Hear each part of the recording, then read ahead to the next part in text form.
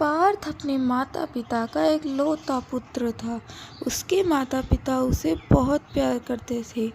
वह उसकी पसंद के सुंदर कपड़े, खाने की चीज़ें, पढ़ने के लिए अच्छी कहानियों की किताबें लाते थे।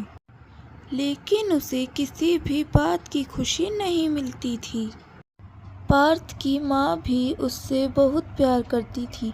वह उसे उसकी पसंद का खाना खिलाती। परंतु पार्थ तो बुरी संगति में पड़ गया था। कुछ बुरे लड़कों से उसकी मित्रता हो गई थी। वह उनके साथ बाजार जाकर चाट पकौड़ी खाने लगा था। उसने चोरी करनी भी शुरू कर दी थी। उसमें और भी कई बुरी आदतें आ गई थी। बात बात पर नाराज होना, चीखना चिल्लाना उसका रोज का काम हो गया था। बेटा, ऐसे नाराज नहीं हुआ करते, चलो खाना खा लो। उसके माता पिता ने उसे बहुत समझाया, परंतु पार्थ पर कुछ भी असर न हुआ।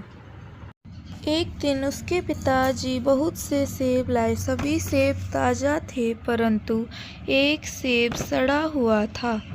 पार्थ को आश्चर्य हुआ कि पिताजी सड़ा हुआ सेब क्यों लाए हैं। पिताजी ने कहा, कल हम सब मिलकर ये सारे सेब खाएंगे। अगले दिन पिताजी ने पार्थ से कहा, पार्थ बेटा, जाकर सेबों की टोकरी लेकर आओ। पार्थ सेब लेने चला जाता है।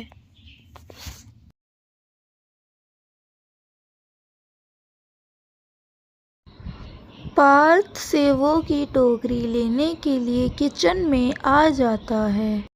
आओ, अब हम सब सेब खाएंगे। पार्थ सेबों की टोकरी ले आया है। पार्थ उन सभी सेबों को देखकर घबरा गया। लगभग सभी सेब सड़ गए थे। तभी पिताजी ने पार्थ से कहा, बेटा, तुमने देखा कि एक सड़े सेब ने बाकी सेबों को भी कैसे खराब कर दिया। ये सब देखकर पार्थ को बहुत ही शर्मिंदगी महसूस हुई। पार्थ अपने पिताजी की बात समझ गया। उस दिन के बाद से पार्थ ने बुरे लड़कों का साथ छोड़ दिया। अब पार्थ और उसके माता पिता बहुत खुश थे। और ऐसा ही कई बार हमारे साथ असल ज़िंदगी में भी होता है।